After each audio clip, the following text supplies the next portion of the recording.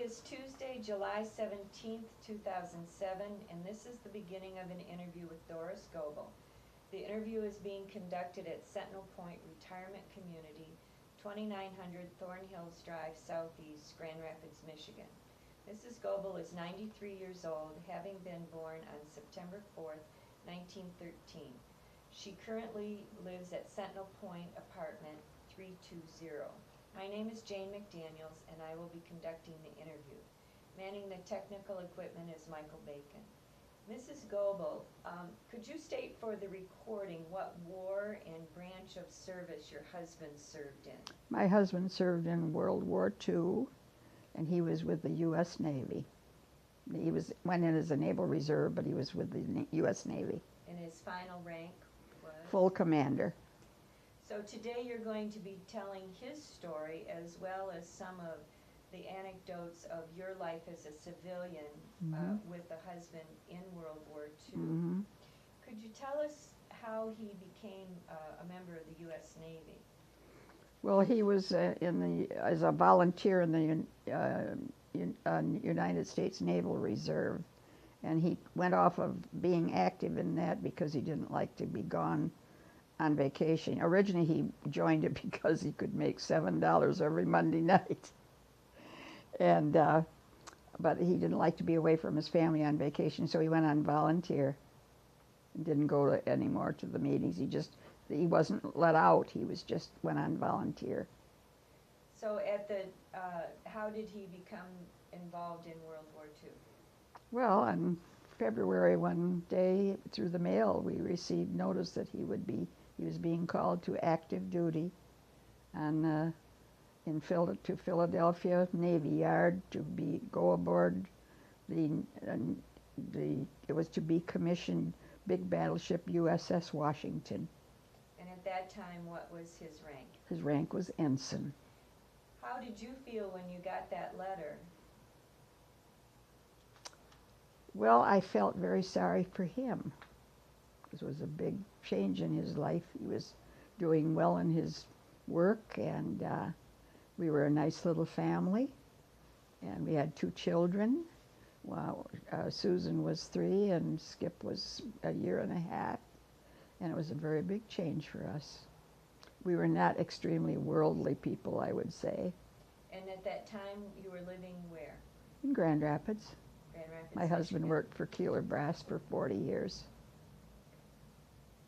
And how did your life change? Did you remain in your home? I remained in Grand Rapids. Bob went on to Philadelphia, and I went to visit him about a month after he left here, and I came back quite unhappy because I was living here and all the other Navy wives were moving to Philadelphia. So in 2 weeks' time, I moved to Philadelphia, and we had a very small furnished apartment, which was very different than having your own things, but very adequate. And the children and I stayed there a year, and Bob was with us off and on.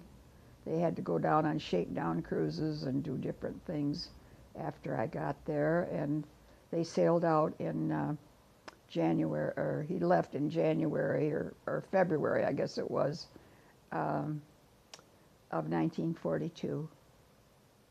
And that was his being gone for 4 years. And then at that time, you then decided to return to Grand Rapids? Yes, we stayed there till our lease was up. We were there a year, and the children and I came back, and I found an apartment, a lower of a 2-family apartment in East Grand Rapids, and the children and I lived there. And actually, I was happy because I was not alone in living like that. Many other wives were alone with children and their husbands gone. The longest that we were separated, that we didn't see each other, was a year at a time. They would come back in for repairs or something, and the last year of the war, of course, he had a shore duty in San Francisco. Now, when he went into the service and you were in Philadelphia, what do you think a typical day for him would be? Well, he could live at home with us. And he'd get up and go into work every morning, just like you do any kind of a job. And he'd be through, well, I imagine get home by dinner time. And then they have the duty, and that meant they had to stay overnight on the ship. They couldn't leave the ship when they had the duty on the ship. And then when it was a weekend, he couldn't come home on the weekend. They had to have so many officers aboard, or so much clientele, not just officers. Do you remember where you were when Pearl Harbor was bombed? Oh yes, I was in Philadelphia. He was out of Norfolk on the ship. They were on some kind of maneuvers. And how quickly did things change after that bombing? For me? For you and for him? Well, he came back in Philadelphia, and then I think they went out for a few more days somewhere, and then they came back for a few days, and then they left and they didn't know where they were going. They went up to Portland, Maine, and there were many rumors on where they would be going, but they ended up going to Iceland and then the North Atlantic, where it was very, very, very cold and very, very rough water. And what was the purpose of being in that part of the world? They became part of the British fleet. And so their orders came through the British fleet. And they were in with other British ships, and they were escorting ships to Russia. I believe they were merchant ships.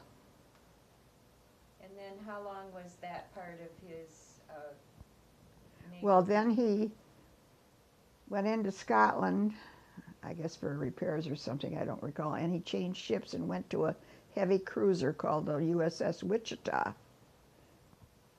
And that was in the spring, and they came back in the early part of September, and the children and he came home, and I went back to New York with him for a week, and then he got his orders to go to new construction, which was the USS Denver.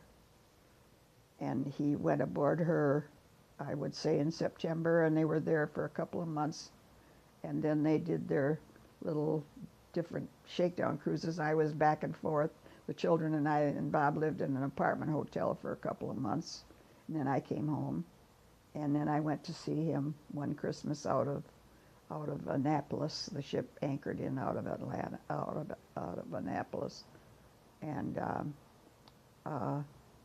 then I came home, and I think I saw him without my children in January in Philadelphia, and then they sailed out to the Pacific for a year. This is January of... For a year. That was that would be the January of 43. And then he went to the South Pacific? Yes. And what was... Well, there is a very interesting thing. Oh, wait. Don't get up. Oh. Yeah, just pull the cord up with you, and then you could... Well, it's all right. I don't. In the Bible over there is a list of his battles and things that he was in all the time, and it was very interesting how many. Sometimes they were just covering up for destroyers, and sometimes they were in and out of all the islands. He was in on something on Guadalcanal, which you've all heard of, and they had a very bad hit in the battle. I think it was of Empress Augusta Bay, and a Japanese plane, I think it was, but I'm not sure. Anyway, they let out a torpedo, and it hit the main engine room and killed all of the people in it. My husband didn't happen to be in it. He had charge at that time of damage control. He was called the first lieutenant. That's just a position, not a rank on the ship.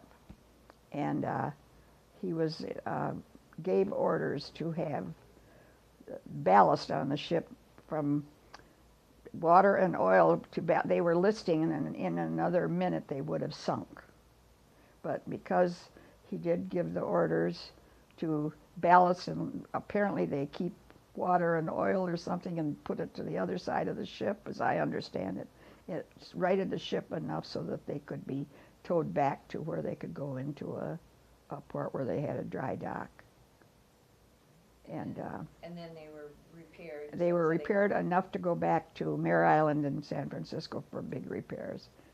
And the children and I went out and lived in a Quonset hut with him for several months in the And from Navy there, Yard. did he go back to the South Pacific? Yes, he did, on the Denver when it was repaired. They went back out to the Pacific again. And there he remained, and that was probably in about May or June. And he got orders to come back to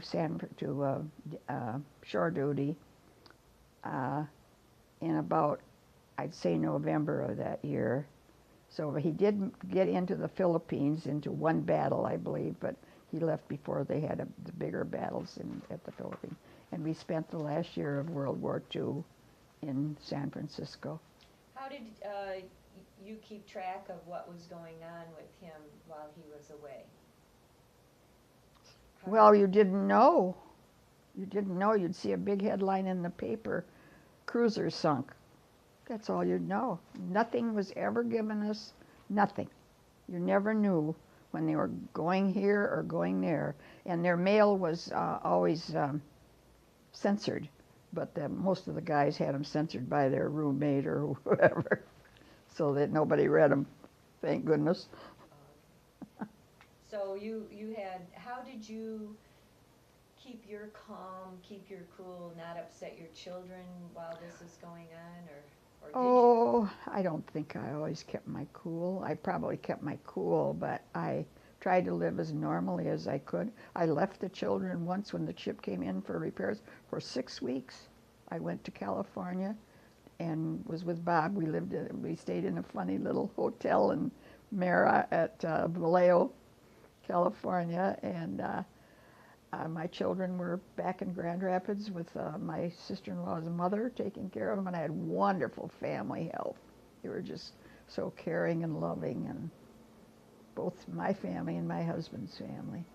Did you have any close friends in East Grand Rapids who lost their husbands during World War II? No. Nope. And was there any kind of a support group other than your family for you? Well, I don't think they were particularly a support group. There was an officers' wives club, but I mean, you saw them once a month. But there were women who didn't see their husbands for 2 and 3 years, so why should I complain? And did he tell you stories of the battles, or did he want to spare you? Yes, he did. Some of them weren't good. When you have to saw a man's arm off that's caught in a hatch, and when you go down into an area where they had the hit, and all the men were floating around, had been there floating for a week, and you went in with the dentist, and you identified them by their teeth.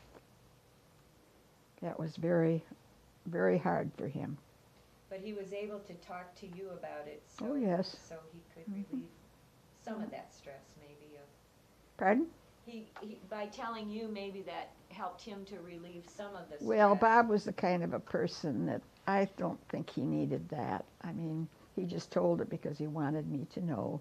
He was a very strong man, very. And when you finally had him home, do you think that your life was affected by what had happened? Or You mean after the war? Yeah, did you seem to just move on? Or? We moved on. He happened to have worked at Keeler's, and he went right back in. And I have to tell you this shouldn't be even on the thing. He came back. He went down to Keeler's to tell him he was back. And one of the things that bothered him, he hadn't changed to his civilian clothes yet. He'd been home about 2 days. We were at his family's home. And he came back, and he apparently had gone to the bank, and he had his uniform on. And the man came and he says, "Haven't you got that thing off yet?" And it really upset him. He hadn't even had time to get his clothes changed. And but he went down to Keeler's, and I can still remember I was downstairs doing my wash, and he came bouncing down the steps, and he said, "You know what? I'm going to make $100 a week." I think that's quite a statement. Yes, it is. And And did you say, and I'm gonna spend $100 a week? Probably. Wow. Did he have any good buddies on the ship that he talked about? Oh, yes. Were they from Michigan or? No, the last year of the war, one of the men from the ship came aboard. Bob got into this damage control school because the man that he was under originally on the Denver, Captain Granfield, was an academy man, and he requested to have Bob come because he knew Bob had had a long sea duty, and he requested for Bob to come as a teacher. And it was a school, damage control school for admirals and captains. And then he requested this other man to come, and then I don't think we heard from too many of them after that. We did keep in touch with Captain Granfield, and a very interesting thing about him, you might like to know, he was a graduate of the academy, and of course that was his life's work. He became aboard the Denver as the damage control officer, and his last duty had been at the Solomons, Corregidor, escaping from Corregidor in a submarine, and they took him back to the United States and put him aboard a ship again, which Bob thought was very bad. He was a very nervous, wonderful man, but very, very nervous. And he stayed in and retired out of the Navy. Very nice man. We kept in touch with him till he died. And after the service, your husband wasn't in the reserves? No, And eventually he got his separation. He was discharged from the Navy, period. No more to do with it. He was a little bit iffy at that time before that. That he might stay in? Yeah, they might, the Korean War came along, and... Did he belong to any veterans organizations? No. Bob was not a joiner. And have you talked with your children what recollections they have during that period of time? Oh, yes, those are just funny little things. Our son was, Susan was in the first grade, and Skip was only about 4, and we were in the Navy Yard, and he had a sailor suit, not an officer suit, a sailor suit on it, and we would walk maybe from our little Quonset hut over to have dinner aboard ship or go to the officers' club, and we'd walk, and Bob would be with us, and everybody always saluted everybody. Well, one time the children and I walked without their father, and he had his sailor suit on, and nobody saluted him. He was really quite put out. But no, the children do remember staying in the hotel, getting up early in the morning to catch a train to go somewhere. And we did keep in touch with a couple of people from the Washington through the years, and then that kind of dwindled. Our lives were so different. When you were back in the United States, what kind of sacrifices did you have to make as far as rationing? Do you remember that? We had rationing, but there was no problem. I mean, I didn't have a car, so I didn't have to worry about that. I did borrow a car occasionally, but they had food rationing, but you made cookies with honey instead of sugar, and just things like that. No, it was no big deal. Do you do some of those things still today that you did back then? Not really, no. And were you entitled to the gas rationing even though you didn't have a car? Could you use it? No, I to don't. Somebody else? I don't know that. I really don't know. I was just curious about that. Did he ever talk about what food was like on board ship? Mm-hmm. Mm-hmm. It wasn't too bad. When he came back after being gone a year, not quite a year, it was about a year. I met him, and we went into dinner, and he had lettuce, real lettuce, And so he ate his salad and my salad. But normally he never complained about it. He taught everybody to like peanut butter sandwiches with onion on and things like that. And they tried very hard to feed them well. Yes, I can't say a word against it. And he never did. And so they had pretty good supplies. He didn't Yes. have to worry about Mm-hmm. that. And did he have any particular? It sounds like he was very practical, but did he have any good luck symbols, or did he carry a special picture of you, or the two of you, or the children that Probably. to keep him He safe? carried a lock of Susan's hair in his billfold because I cut it and he didn't like that. Oh. And no, I don't think he was sort of private on some of that stuff. What did they do for entertainment if they ever had such Oh, a time? they always set up an officers' club when they'd hit someplace where they could go in, and they always anchored out, you know, and then they had to take a launch in, and they had an officers' club, and they allowed liquor there, but only certain people could go at one time, and they'd usually come back loaded, and it was all done, you know, so that it was all safe. Yes, and then when they were in the North Atlantic, they went into Scotland and went to theater, and they had, when they were over there, the women loved American sailors, no matter what you were, what rank you were, they loved them. He had a 72-hour leave when he was in the North Atlantic and did get into London.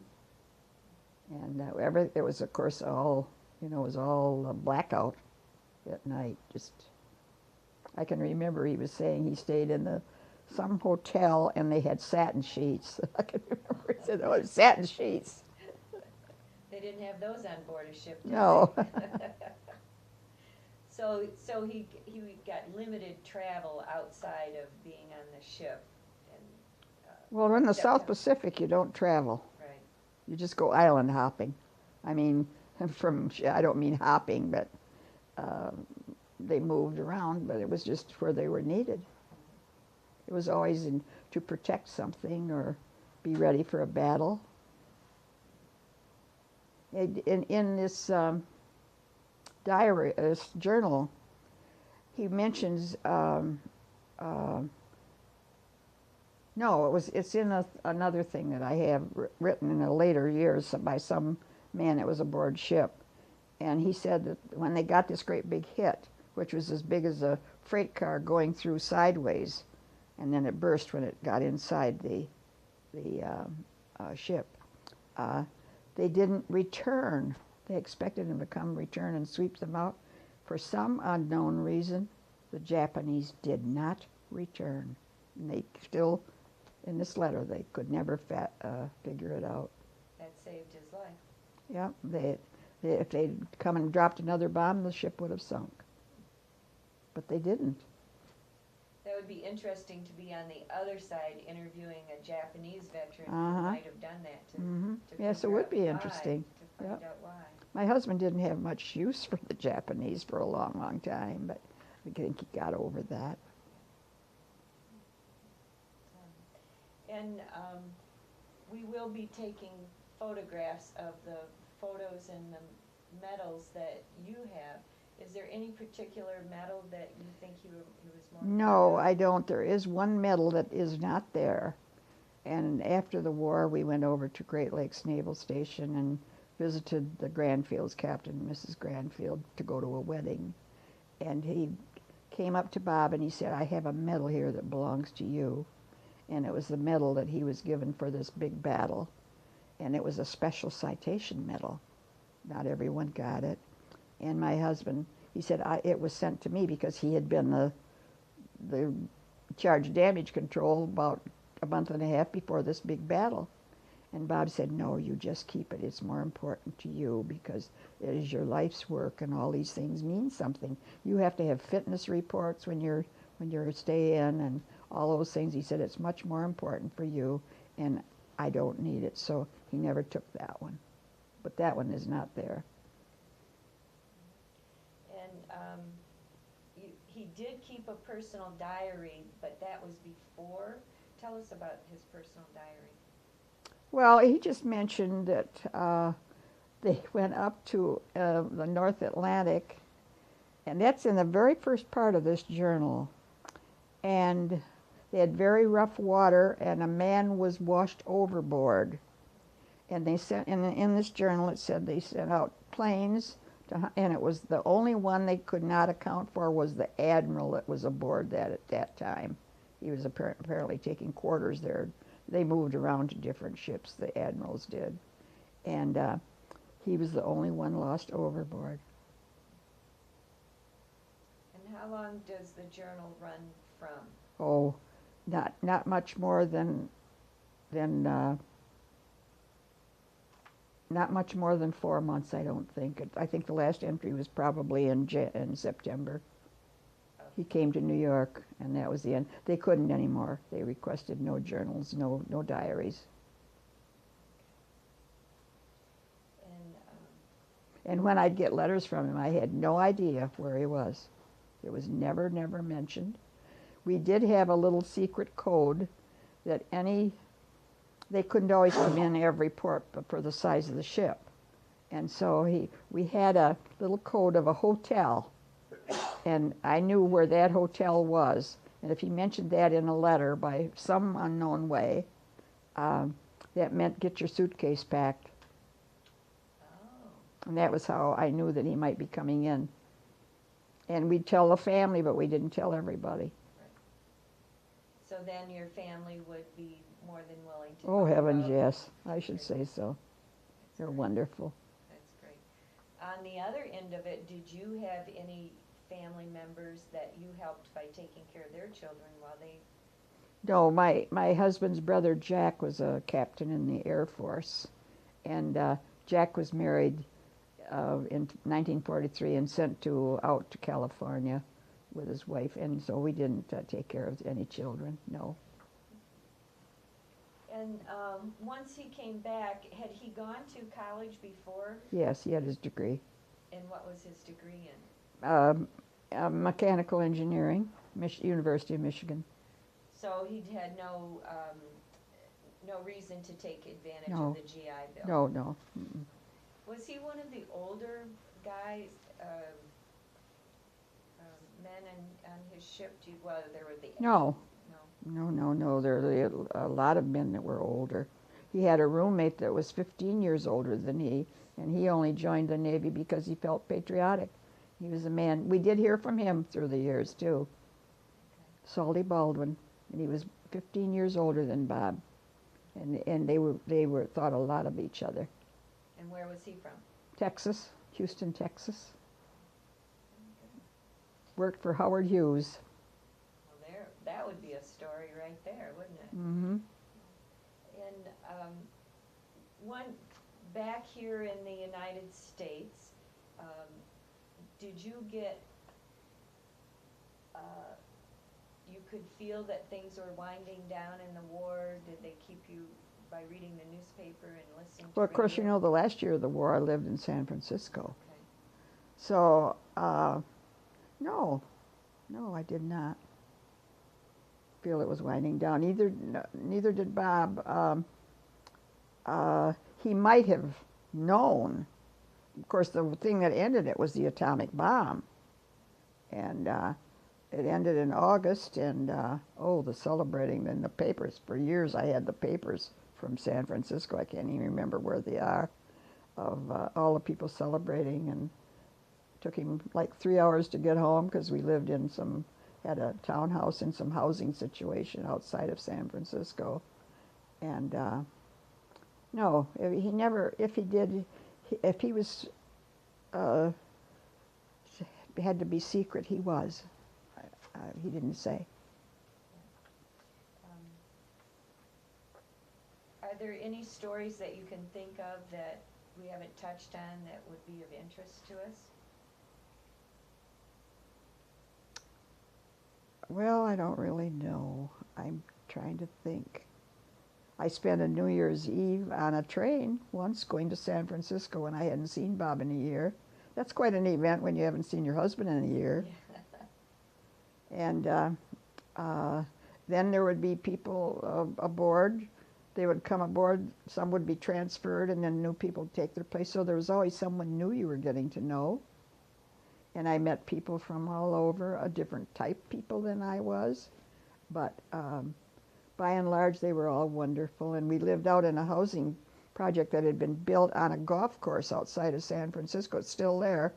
And we were there years and years later, and it was just mostly housing for people that were at medical school, University of California.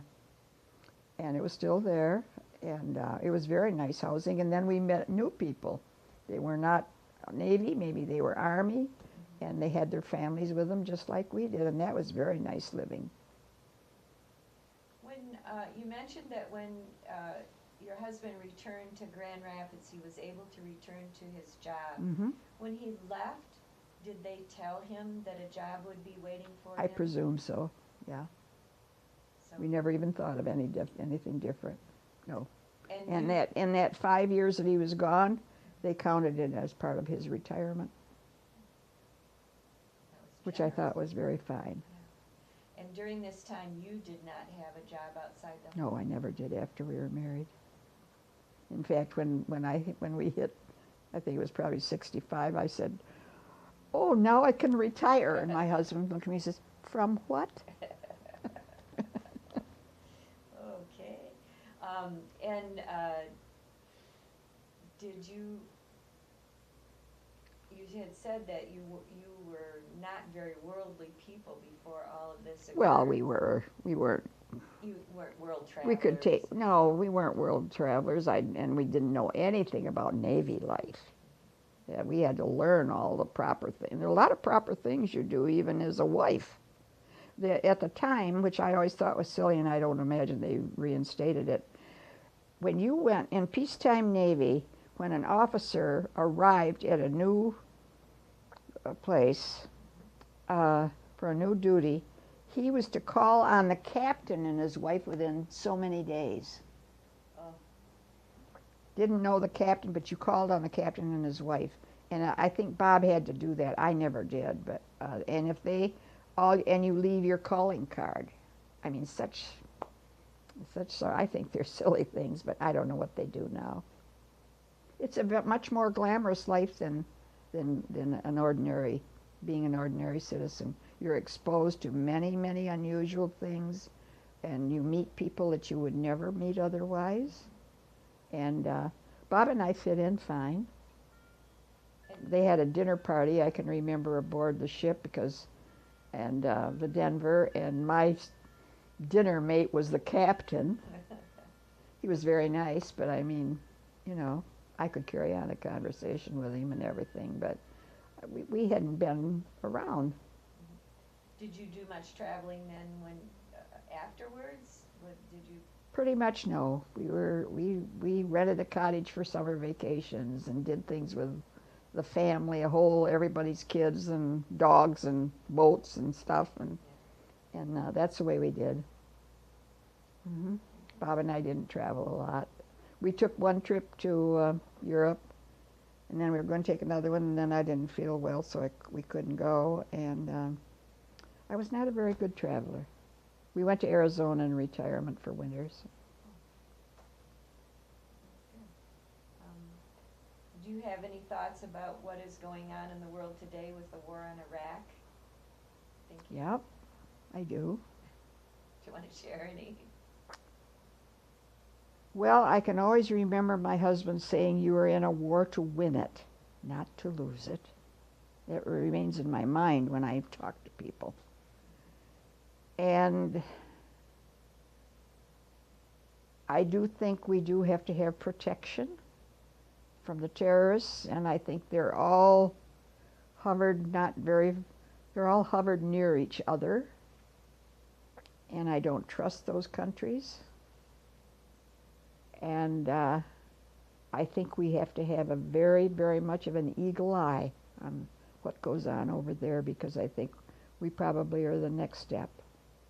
And, I don't know, can you think of anything else, Mike, that we should ask? I know there's more, but. Well, I think we've covered quite a bit of it. Shopping at the PX. Oh, yeah, did you shop at the PX? Well, I never did. Bob would bring home things that we couldn't get when we were in California that last year. It was fun to have him come home. He never was much of a grocery shopper, and he would come home with a lot of. We always had chicken and all sorts of good things like that. And no, but he did. And his where he taught school was not in a Navy yard or anything, so they went to Treasure Island and used the commissary there, and they had everything there. Was he a smoker? Yeah. And so, I just see so many worlds. He came back. I'll tell you something. He came back with loads of cigarettes, cartons of cigarettes, because they were 4 cents a pack. And he didn't smoke cigarettes much. He was a pipe and a cigar smoker. But my sister-in-laws and anybody that wanted them, he'd give them away. He brought them back for them, because he brought back cartons of them because he could get them so cheap. 4 cents a pack. And today, I think they're $5 a pack. I don't know what they are. That was a deal. Well, if there isn't anything else that you would like to include, I think we'll have Mike take some Okay. pictures of the items that you have. I think that I do want to say, I think that his having to be in the Navy and live the way we did in World War II made us better people. I really do. Made us better Americans. It made us realize to be thankful for what we have, not what you're going to have, and not for seeking things, but for what you have. And I do believe I'm a great believer in close family relationships, very much. Thank you. We really appreciate you taking the time to share Well, I your have story lots of as time. well as his story. It was wonderful.